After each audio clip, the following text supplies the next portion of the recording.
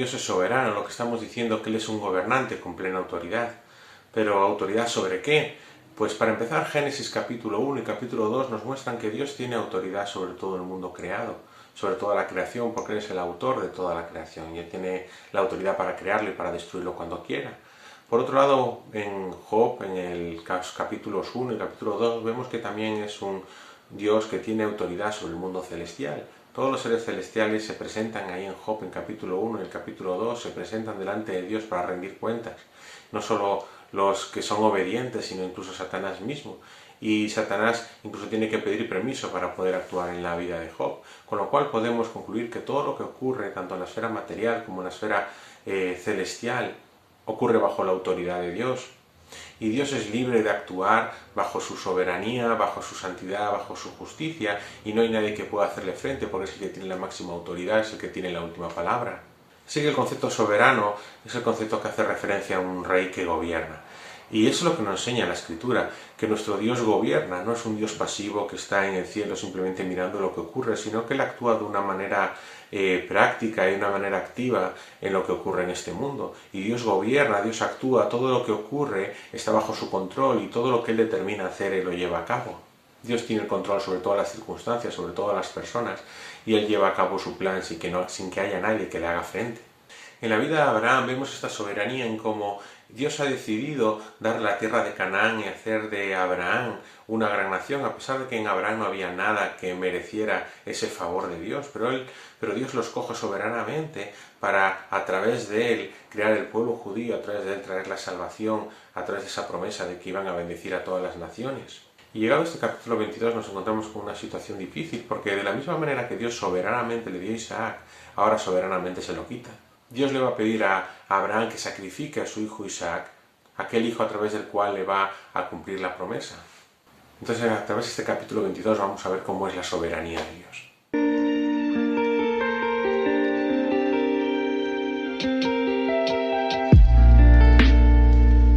Génesis 22 es uno de los capítulos supremos del Antiguo Testamento y es uno de los capítulos más difíciles de entender. ¿Por qué Dios le pide a Abraham que sacrifique a su propio hijo? Aparte enfatizando el hecho de que Isaac era el hijo amado de Abraham. Y le va a pedir que sacrifique a su hijo a través del cual le iba a dar la promesa. Este hijo que tanto tiempo tardó en llegar, que por lo cual tanto sufrieron y tanto lloraron y tanto anhelaron a Abraham y Sara, ahora Dios le estaba pidiendo que renunciase a él. Pero entender correctamente lo que es la soberanía de Dios nos ayuda a entender lo que aquí está pasando. Y Génesis 22, si lo comprendemos correctamente, es un texto tremendamente rico y tremendamente profundo, porque nos habla de la soberanía de Dios sobre toda la creación, de la soberanía de Dios sobre la salvación, y es un texto que claramente apunta a Cristo y al sacrificio de Cristo, introduciendo temas e ideas como el sacrificio sustitutorio, introduciendo temas como el juicio de Dios y la salvación de Dios. Y en 15 minutos no podemos entrar a profundizar todo lo que aquí encontramos, pero sí que nos vamos a quedar con ver cómo es la soberanía de Dios, por un lado sobre la creación y por otro sobre la salvación.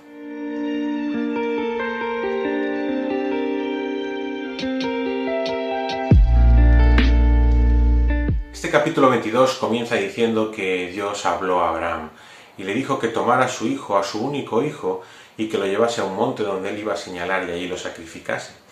Y realmente este inicio de capítulo es bastante sorprendente, porque Dios nunca había pedido un sacrificio humano, y a lo largo de toda la Escritura no lo va a volver a pedir. Y entonces nos preguntamos, bueno, ¿por qué ocurre esto? ¿Por qué Dios le pidió esto a Abraham? El propio texto nos lo explica.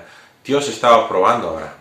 Entonces tenemos que entender todo este capítulo 22 a través de este contexto de prueba. Dios está probando a Abraham. Y lo que vemos en Abraham es una obediencia inmediata.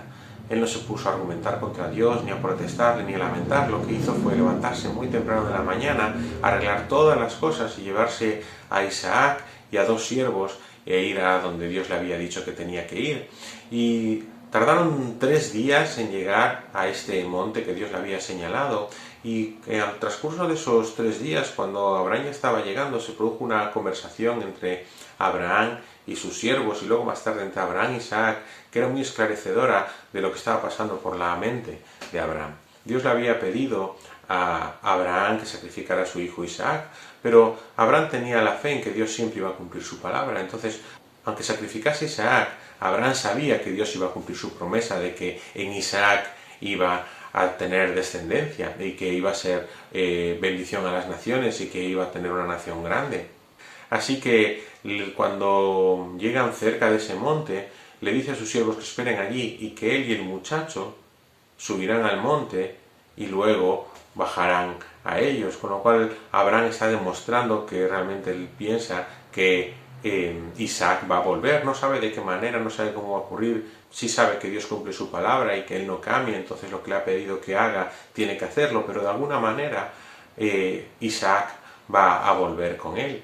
Y la segunda conversación que tiene Abraham es con su hijo Isaac, y Isaac mira todo lo que está ocurriendo a su alrededor, mira la preocupación de su padre, mira que lleva la leña, mira que llevan el fuego, pero hay algo que no llevan el carnero para hacer el sacrificio, y entonces Abraham dice otra palabra: Dios se proveerá de un carnero para el sacrificio. O sea, es de nuevo una frase que nos demuestra la confianza que Abraham tenía en Dios. Él sabe que de alguna manera Isaac va a ser librado de esa muerte, y a través de esa liberación Isaac va a ser el padre de una gran nación. Esas palabras que dice Abraham e Isaac son tremendamente esclarecedoras porque realmente nos muestran su corazón, nos muestran que era un hombre de fe y él tenía la confianza de que Dios iba a cumplir aquello que había prometido y que de alguna manera liberaría a Isaac de esa muerte para hacer de él una gran nación. Y aquí lo que estamos viendo, en primer lugar, es la soberanía de Dios sobre su creación. Dios es soberano sobre la vida de Isaac. Fue soberano para darle la vida en el momento que él creía oportuno y es soberano para quitar la vida de Isaac en el momento que él lo decrete. Y esta muerte de Isaac no es un acto de injusticia de Dios, sino es un acto que tiene como derecho propio, como Rey y Señor de toda la creación. Dios es el dueño de la creación y Él decide cuándo dar la vida y cuándo quitarla. Y es algo que es un derecho suyo, no es un derecho de Abraham, no es un derecho de ningún ser humano. Por eso la Biblia condena al asesinato. Porque ningún ser humano tiene autoridad para quitar la vida de otro ser humano. En cambio, Dios sí tiene la autoridad para dar la vida cuando quiere y para poder quitarla. Entonces lo primero que vemos es la soberanía de Dios sobre su creación. En la vida de Abraham, Dios es soberano para decirle que salga de su tierra, que vaya a una tierra nueva que va a darle, de darle un hijo cuando lo considere oportuno y de quitarlo cuando lo considere oportuno. Así que Dios es soberano sobre su creación.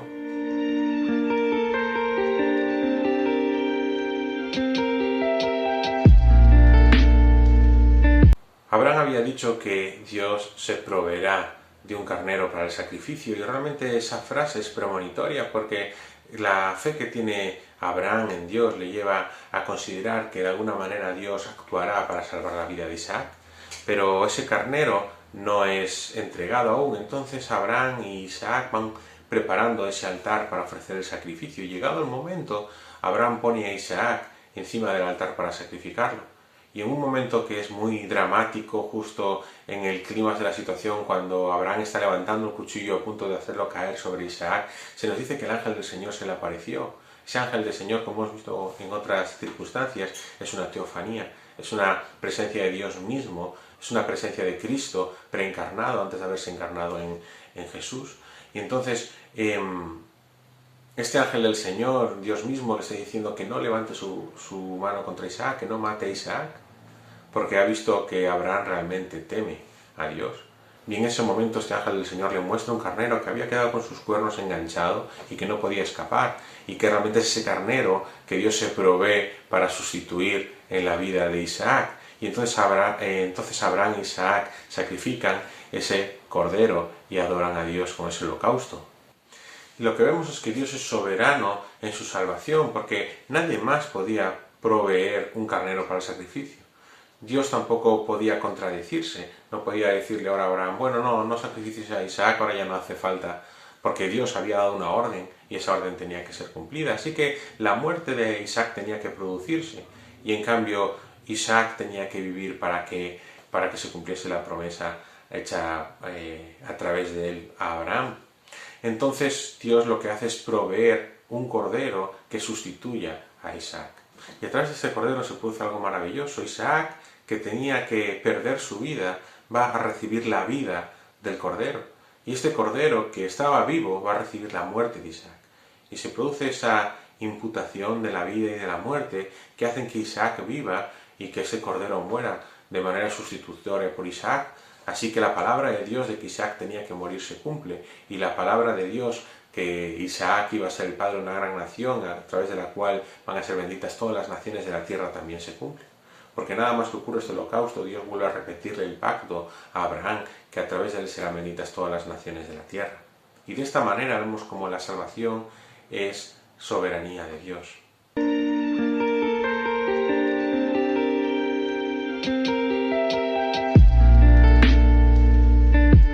Es muy importante hacer un apartado aquí para entender la figura de Cristo en Génesis, en el capítulo 22, porque realmente todo lo que leemos aquí nos suena muchísimo y nos hace pensar en el sacrificio de Cristo. Para empezar, el hecho de que sea el Padre el que va a sacrificar al Hijo, para continuar esos 3 días desde los cuales salen de donde vivían Abraham y Sara e Isaac hasta el monte en Moria. Para continuar, el monte de Moria está cerca del monte Calvario, el monte donde Cristo luego va a morir en la cruz. No solo eso, el carnero que muere, que es una figura de Cristo. La sustitución que este carnero hace para recibir la muerte que tendría que tener Isaac y darle la vida a Isaac, que debería recibir la muerte. Todo esto son imágenes que nos apuntan a Cristo. Pero cuando leemos este Génesis capítulo 22, lo que nos tiene que venir a la mente es nuestra situación en el monte de Moria. Leyendo este capítulo tenemos que entender que nuestra vida es como la de Isaac. Tenemos una condena de muerte de la cual no podemos escapar porque ha sido dictada por Dios. Y es una condena de muerte que se va a producir. Y nuestra situación es ser un día castigados por nuestro pecado, porque la paga del pecado es muerte. Es aquí donde surge este carnero que es puesto en nuestro lugar, que es Cristo. Cristo es sacrificado en nuestro lugar para que nosotros, que teníamos que recibir la muerte, recibamos la vida. Cristo, que no había pecado y por lo tanto no podría recibir la muerte, recibe la muerte por nosotros. Y de esta manera nosotros recibimos la vida y recibimos la bendición. Y nuestra respuesta tiene que ser como la respuesta de Abraham, una respuesta en fe en que Dios es soberano sobre su creación y nuestra condena es justa. Y es una condena que nadie nos va a poder quitar. De la misma manera Dios es soberano sobre la salvación y nuestra salvación es segura. Porque no hay nadie más que pueda revertir ese decreto de Dios, de que hemos sido salvos. No hay nadie más que pueda condenarnos si el Cordero ha cargado con nuestra condena. Por eso en el día de hoy confía en la soberanía de Dios sobre tu vida y confía en la soberanía de Dios sobre la salvación, teniendo fe en ese Cordero que fue puesto por ti en el altar.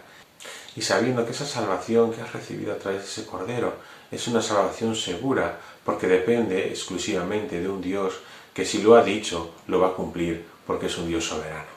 No te pierdas el próximo video.